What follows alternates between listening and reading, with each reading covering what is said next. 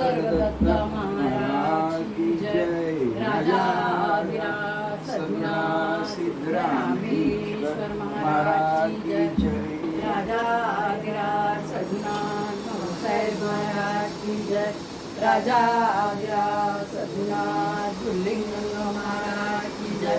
राजाधिराज सद्गुणा कालेश्वर महाराज की जय.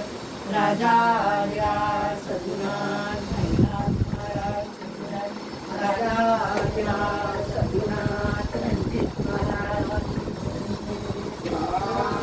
सदा शिव सांब सदा शिव सांब सदा शिव सांब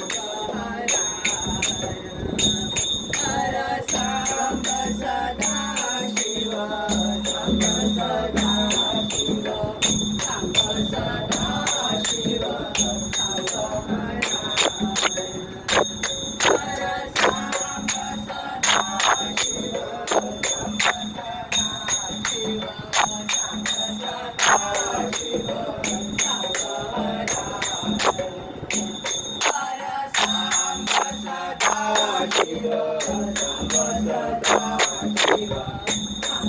सदा शिव सांब सदा शिव सांब हर सांब सदा शिव सांब सदा शिव सांब सदा शिव हर सांब सदा शिव सांब सदा शिव सांब सदा शिव सांब हर सांब सदा शिव सांब सदा शिव सांब सदा शिव सांब सांब सदा शिव सांब सदा शिव सांब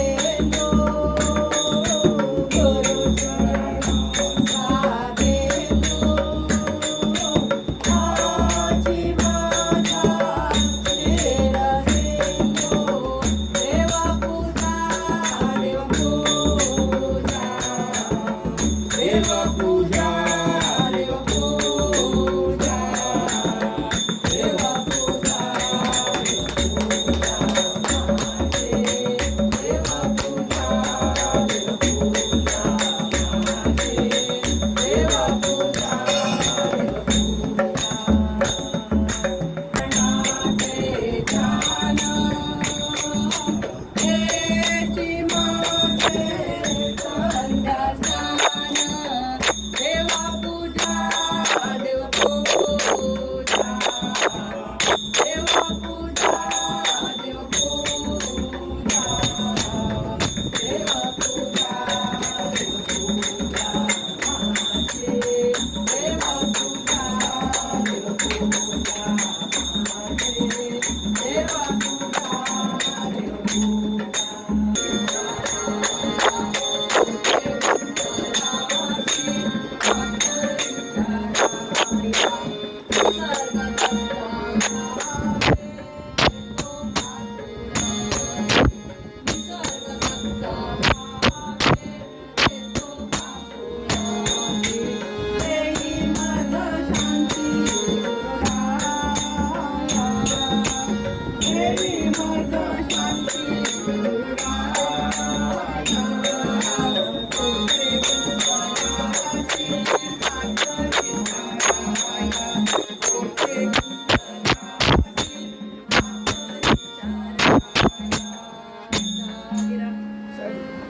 निसर्गदत्त महाराजाची जय. राजाधिराज सद्गुणा सिद्धरामेश्वर महाराजाची जय.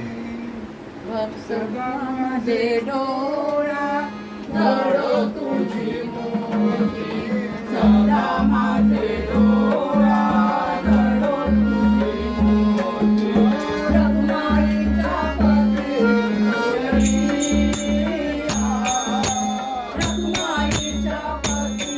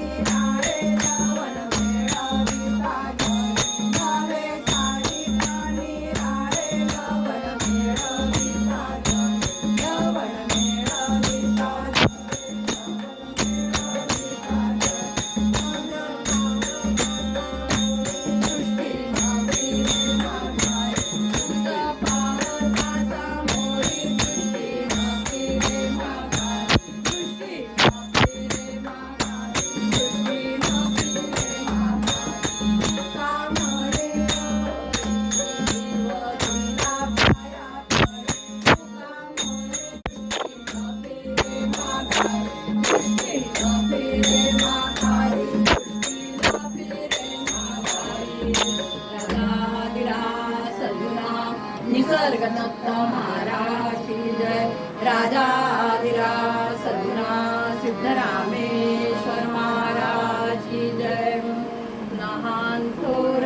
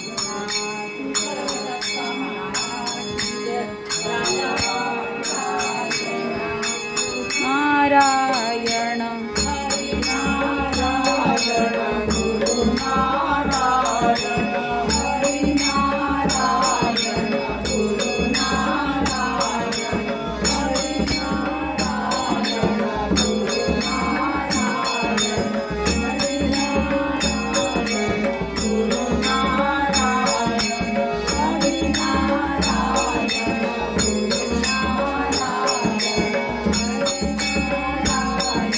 गुरु नारायण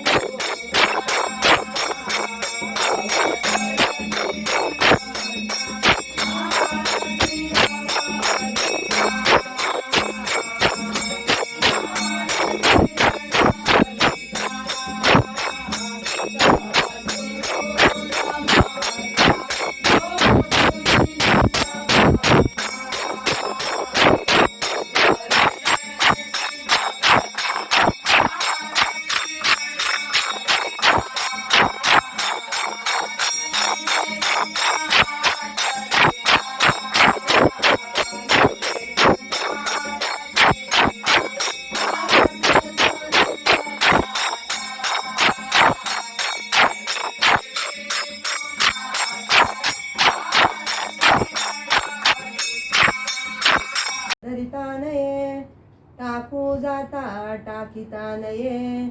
जेथे तेथे आहेच आहे परब्रह्म ते. जिकडे तिकडे जेथे तेथे विनमुख होता सन्मुख होते. सन्मुखपणा ते चुकेना ते काही केल्या. राजाधिराज सद्गुरुनाथ निसर्गदत्त महाराज की जय. राजाधिराज सद्गुरुनाथ सिद्धरामेश्वर महाराज की जय. श्रावण सप्ताह समाप्ती.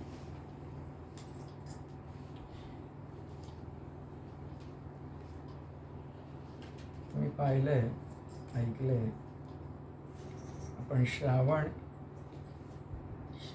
शब्दाची फोड करत होतो तेव्हा श्रावण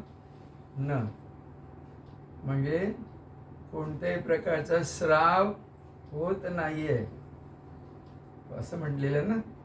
ते श्रावण श्रावण. आणि ते जे आहे जिथे काही झरत नाही पाझरत नाही आहे तसं आहे परमात्मा स्वरूप. त्याची सुरुवात नाही आणि म्हणून त्याला शेवट नाही. आधी नाही म्हणून अंत नाही असं ते आहे. आणि दासबोधामध्ये त्याचीच माहिती आहे, त्याचंच निरूपण आहे.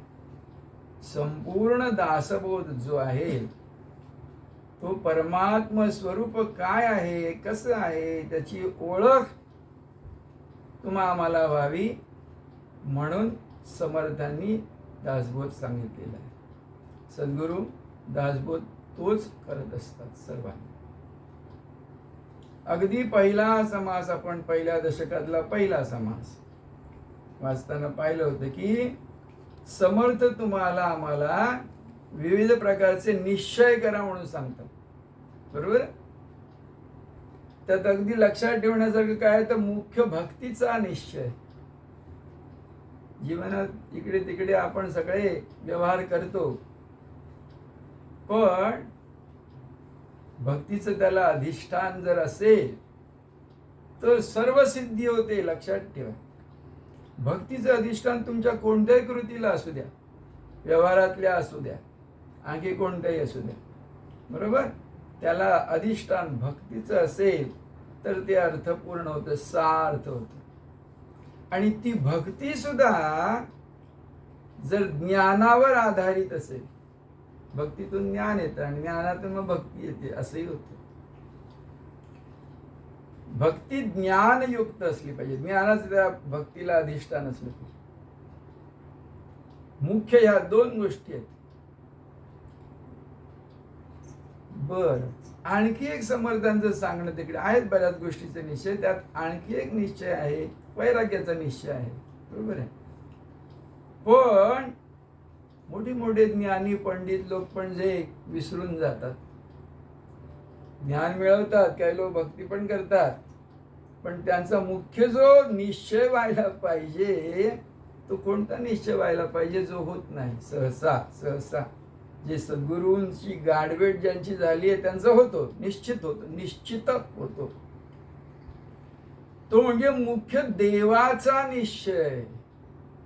तर मुख्य देवाचा निश्चय जे होणं आहे त्याच्यासाठी दासबोध आहे.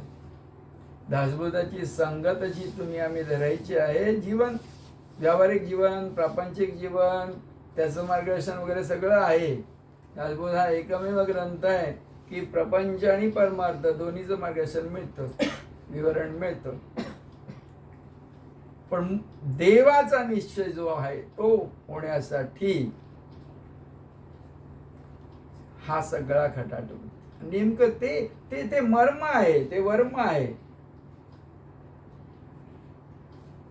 बरेच लोक आधुनिक विचारसरणी शिक्षण घेतात, शिक्षण मिळवतात, वैज्ञानिक दृष्टिकोन प्राप्त करतात, सगळं करतात आणि हा निश्चय त्यांचा राहतो. त्यामुळे मुख्य जे साध्य साधायचं आहे ह्या जीवनामध्ये ते नेमकं बाजूला राहतं. मग मोठं पंडित, मोठं ज्ञान, सगळं भक्त होता, आमचं सगळं काही होत आहे. तो जो निश्चय आहे, मुख्य देवाचा निश्चय, तो होत नाही, तो चुकतो. ते होऊ देत नाही कोण? जो खरा गुरुपुत्र आहे तो. त्याचा निश्चय होतो, व्हायला पाहिजे असतो.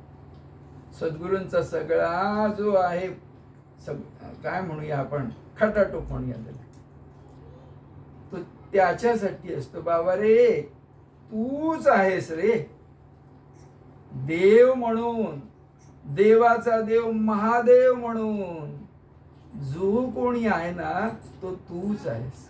तुझ्या वेगळा देव नाही, तुझ्या वेगळा काय पांडुरंग नाही, परमात्मा नाही, तुझ्या वेगळं काहीच नाही. पिंड ब्रह्मांड नाही तुझ्या वेगळं. तू आहेस तर हे सर्व जे आहे ते आहे. महत्व कोणाचं आहे? महत्व कोणाचं आहे? आपलं स्वतःच आहे, स्वच आहे. बरोबर? तू आहेस तर जग आहे, तू आहेस तर देव आहे. हा दासबोध आहे. याच्यात हा निश्चय करायचा आहे, हा निश्चय व्हायचा आहे. आता एक लक्षात घ्या, देवदेव म्हणतात ती देवाची कल्पना आहे. व्यावहारिक जगातल्या देवाची कल्पना वेगळी आहे. जो देतो तो देव, बरोबर, जो देतो तो देव.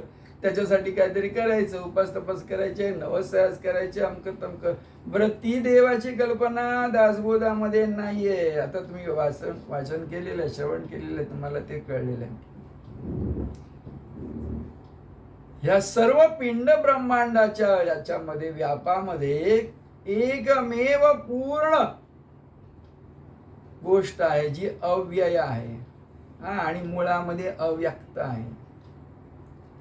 आदि अंताशिवायची आहे अशी ती पूर्ण.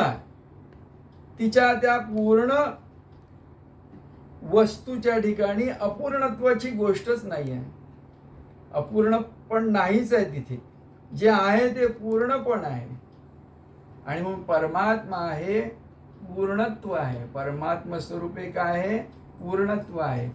तुम्ही म्हणाल की हे जे काय आहे ते काय आहे? हे अपूर्ण आहे. तुम्ही आम्ही जो व्यावहारिक जगामध्ये जन्मकल्पनेपासून जी सुरू झाली आणि दिसते भासते जीवन व्यवहार होतोय, हे सगळं अपूर्णत्वात. बरं, ह्याला अपूर्णत्व काय म्हणायचं? कारण ह्याच्यात सुख नाही, ह्याच्यात समाधान नाही, क्लेश आहेच. सुख जरासं मिळतंय तर दुःखच वाटायला येतंय, कष्ट आहेत, नाना प्रकारचे व्याप. आता बघा सगळीकडे युद्ध होतात, काय काय होतात, कुठे आहे शांती समाधान? तर ह्या सगळ्या ब्रह्मांडाच्या या पसाऱ्यामध्ये शांतपणा नाहीये. जो आहे तो सगळा अशांतपणा आहे. आणि म्हणून दुःख भोग आहेत, कष्ट भोग आहेत. तर याच्यापासून पूर्णपणे वेगळं असं जे आहे पूर्णत्व, ते प्राप्त केलं तरच समाधान मिळणार आहे. ते जाणलं, ते ओळखलं तरच समाधान मिळणार आहे. आणि सद्गुरूंचं सांगणं आम्हाला हे आहे की ते जे पूर्णत्व जे आहे ना, ते तुझ्या वेगळं नाही आहे. ही त्यातलं मर्म आहे, वर्म आहे. आपण पूर्णत्वा वेगळे नाही, आपण ते पूर्णत्वच आपण आहोत. समर्थांनी दासबोधाच्या हा जो कितवा दशक, शेवटचा 20वा दशक आहे, त्या 20व्या दशकाचं नावच काय ठेवलंय ते लक्षात घ्या. काय नाव ठेवलंय? वाचताना लक्षात, पूर्ण निरूपण.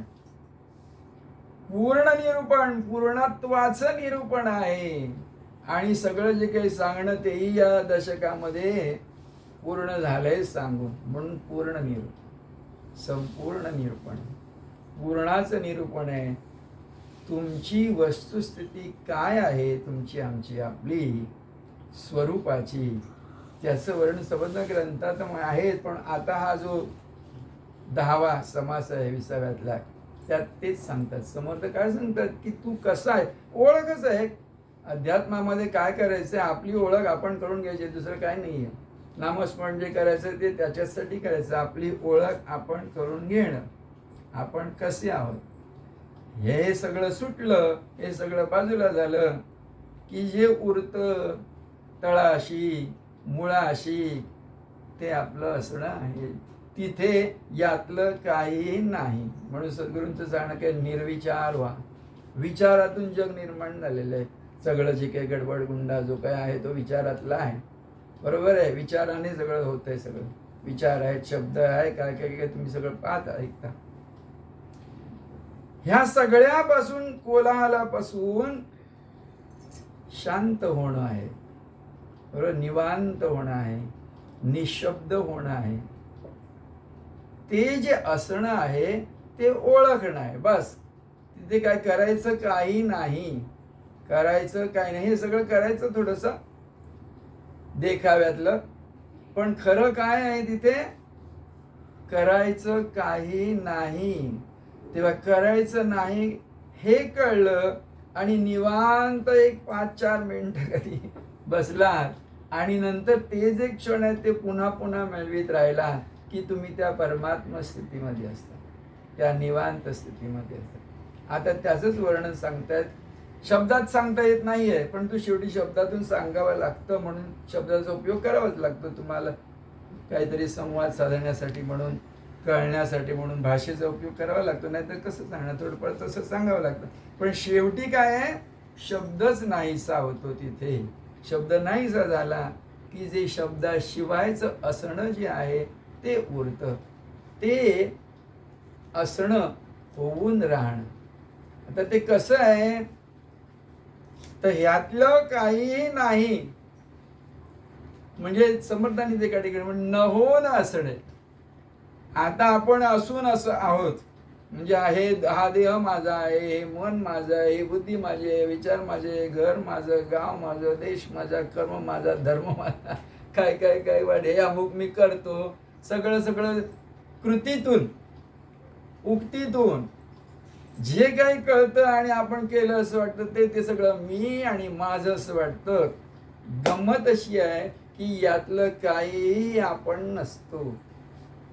म्हणून समर्थ म्हणतात की ते परब्रह्म कसं आहे, धरू जाता धरिता नाही आणि टाकू जाता टाकीता नाही. बघा, ह्या बास 2 वाक्य लक्षात ठेवली तरी कळते कशी आहे परमात्मा स्थिती. तर धरता येत नाही, धरता येत. आता मी काहीतरी ही झांज उचलेन, ह्या हाताने झांज उचलेन, धरता येते, दिसतंय, उचललं जातंय, कळतंय. परमात्मा स्वरूप दृश्यामध्ये नाही. सर्व दृश्य नाहीसं झालं किंवा हे सगळं दृश्य ज्याच्यावर आधारित आहे ते परमात्मा स्वरूप आहे. ते अव्यक्त आहे, अदृश्य आहे. म्हणून ते धरू जाता धरिता नाही. प्रयत्न केला तरी होणार नाही. कसं होणार, ते दृश्यामधलंच काहीतरी असणार. शब्दाने सांगितलं तरी ते दृश्यातलंच काहीतरी असणार. शब्द ज्याचं वर्णन करतो, जे दिसतं त्याचं वर्णन करतो. जी दृष्टीच्या आवाक्यातच येत नाहीये किंवा ही तुमची आमची 5 ज्ञानेंद्रिय आहेत. काय काय आपण बोलतो, पाहतो, ऐकतो, स्पर्शाने जाणतो, ओळखतो, चव घेऊन ओळखतो. याच्याशिवाय दुसरं आम्ही काय करतो, जाणण्यासाठी जग म्हणून आपण जो काही व्यवहार करतो ह्याच्यातलंच करतोय, बरोबर. पण ह्या 5ही संवेदनांनी जे काही कळते ते सगळं सुटतंय आणि जेव्हा निवांत राहतंय, शब्दाशिवायचं असणं आहे ते उरत आहे, ते परमात्मा स्वरूप. म्हणून त्याला म्हणतात की धरू जाता धरिता नाही, टाकू जाता टाकीत. एका ठिकाणी त्यांनी तिथेच म्हटलंय पुढे की बैसले माणूस उठून गेले. बघा गंमत, बसलेलं माणूस, आता इथे कोणीतरी बसलाय, तो उठून बाजूला गेला, पण त्याचं असणं तिथेच आहे. असणं त्याचं नाहीसं होतच नाहीये. मग माणूस मेला म्हणतो आपण, त्याचा देह जरी नाहीसा झाला तरी त्याचं मूळचं जे असणं आहे ते तसं जसं असतं तसंच आहे. म्हणजे मरण कल्पना खोटी ठरवलेली आहे अध्यात्मामध्ये. तर तू घाबरायचं कारण नाही, भय भीती काही तुम्हाला नाही.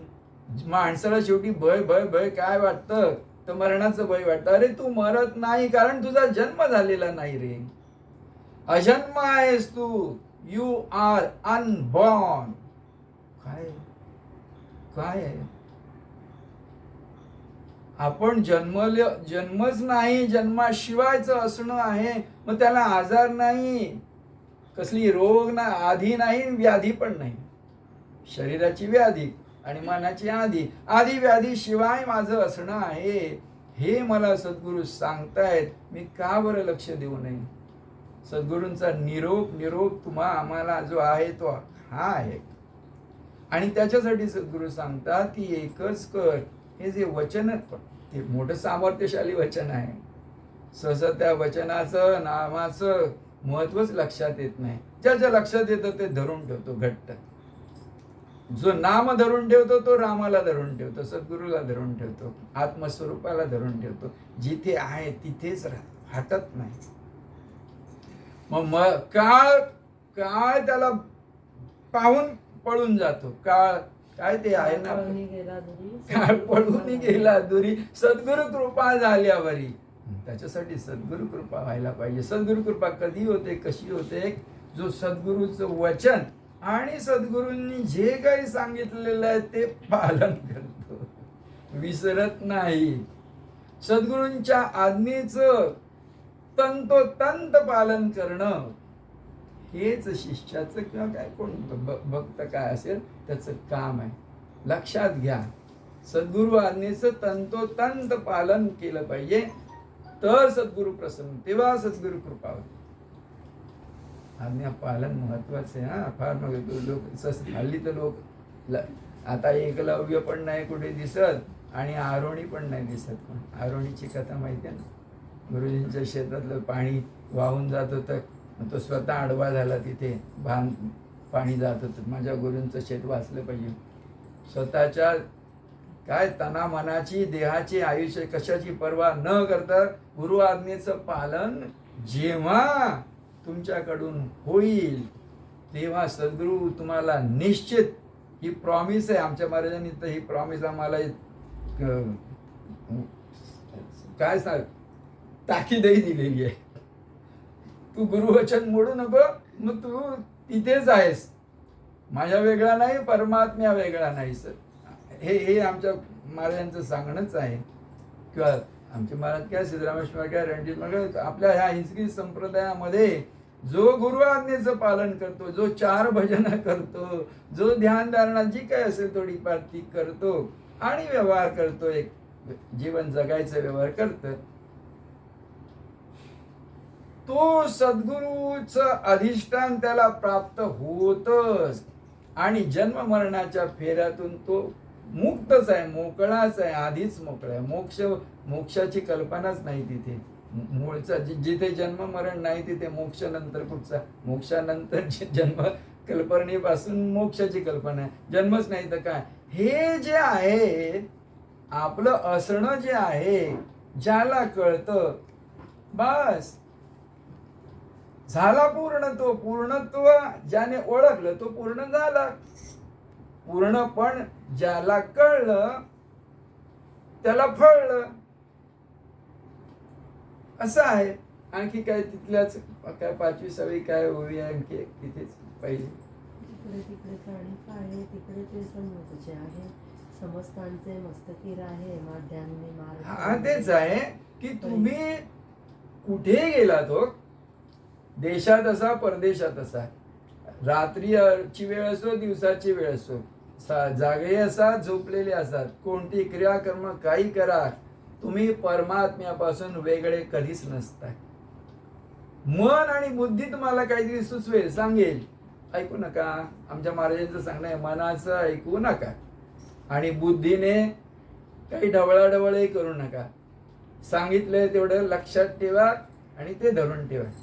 नाही तर माणसं बुद्धी आपली वापरतात, असं नाही असं, मनाचं ऐकतात, अरे बापरे, असं कसं होईल, झालं मग त्याच्यातच घोटाळतात आणि सद्गुरूंच्या वचनापासून राहतात. सद्गुरूंच्या वचनाचं तंतोतंत पालन करणं, गुरुवचनाचा निश्चय करणं, बरोबर, आपे आप परमात्म स्थितीचं आणि पूर्ण स्थितीचं तुमचं असणं तुम्हाला प्राप्त होतं. त्याचा निश्चय होतो, निश्चयापासून ढळत नाही. ठीक आहे. हा दासबोध आहे, हा आम्हाला निरोप आहे.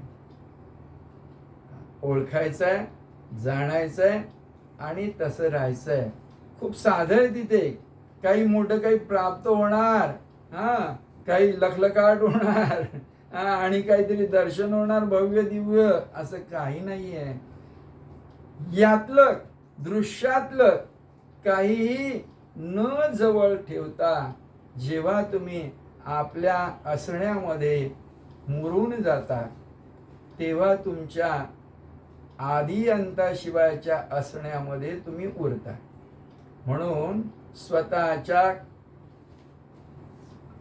काय म्हणूया त्याला अंतरात्म्याकडे, बाह्य गोष्टीच्या सगळ्यांचा त्याग करून अंतरात्म्याकडे लक्ष ठेवून राहणं.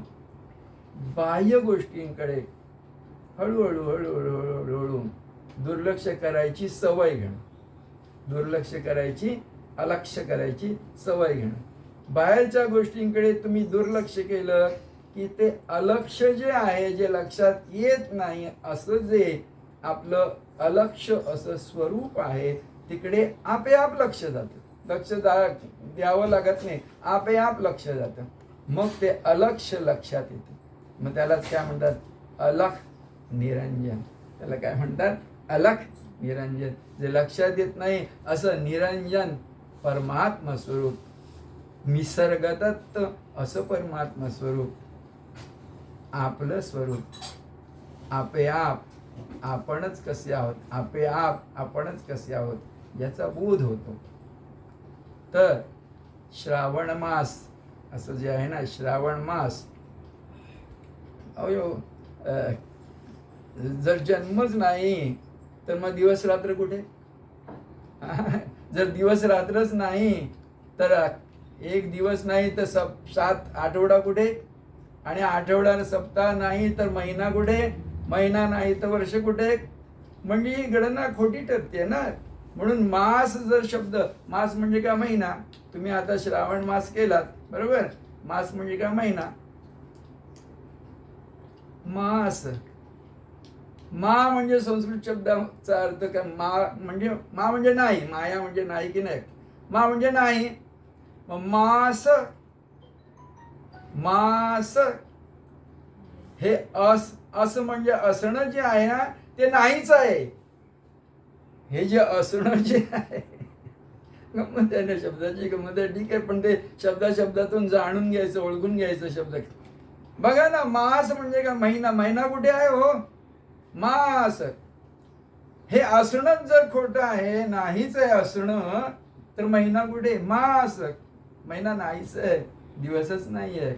म्हणून आपण सप्ताह करतो ना, एक दिवस आपल्याकडे पद्धत आहे. कुठचाही सप्ताह केला ना, सप्ताह 1 दिवसाचा केला तरी सप्ताह म्हणतात, 5 दिवसाचा केला तरी सप्ताह म्हणतात, करतात ना आपल्याकडे. आणि 7 दिवसाचा सप्ताह आहे, महिन्याचा केला तरी सप्ताह म्हणतात. का बरं? का म्हणतात सप्ताह? एक आपण भजनात म्हणतो ना, काय ते शेवटी काय म्हणतो सकाळच्या, 1 2 काय म्हणा मला ते, हा आनंदुरे मध्ये काय म्हणतात? 1 2 3 4 5 5 6 इतके विचारून मग अंतर शोधून या. 5 6 इथपर्यंत. 5 म्हणजे 5 तत्व, पृथ्वी तेज वायू आकाश. 5चं बनलेलं आहे. किंवा 6 म्हटलं तर अंतरात्मा तिथे येतो, बरोबर? 5 तत्वातून दुगदुगी निर्माण झाली, तिथे अंतरात्मा त्याला म्हटलं. 6 मग 6 पर्यंत गेलात, अंतर शोधून पहा. जे बसायचे थोडा वेळ ना, ते 5चा विसर करायचा आहे आणि 6व्याच्या ठिकाणी स्थिर राहायचंय. आणि 6व्याच्या ठिकाणी स्थिर झालं की 7वा राम 8वा वेळोवेळा. मग आपल्या शिवायचा जो परमात्मा आहे 7वा, तो वेळोवेळा आठवायचा आहे. वेळोवेळा हे सोडून द्यायचं आहे. 5 तत्वातलं हे जे काही प्रपंचातलं आहे ते सोडून द्या रे बाबांनो. आणि 7वा जो राम आहे, सद्गुरु आहे, त्यालाच आठवायचं. बा दुसरं नाही, मीच नाही. जर मीच नाही तर काय आहे? फक्त सद्गुरु आहे, परमात्मा आहे, हा बोध घ्यायचा आहे. तेव्हा 7वा राम जो आहे तो म्हणून 7 काही केलं ना तरी सप्ताह म्हणजे काय? 7 महिन्याचा झाला तरी सप्ताह म्हणायचं. कारण 7च्या बाहेर नाही. 7च्या बाहेर सप्ताहच होतो. वर्ष जरी केली, वर्षानुवर्ष जरी गेली तरी सप्ताहच होतोय. 5 तत्व, 6वा अंतरात्मा आणि 7वा ही सगळं सोडून 7वा राम, 7वा राम, 8वा वेळोवेळा, 8वा वेळोवेळा. तो 7वा राम जो आहे तो सिद्ध राम आहे, तो सद्गुरु आहे. ते आपलं स्वरूप आहे, ते ओळखायचं आहे. आणि ओळखून जसं आहे तसं राहायचं आहे. जसं आहे तसं राहायचं आहे. हा दासबोध आहे, हा दासबोध आहे. ठीक आहे. जय गुरु. राजाधिराज सद्गुरुनाथ निसर्गदत्त महाराज की जय. राजाधिराज सद्गुरुनाथ सिद्धरामेश्वर महाराज की जय.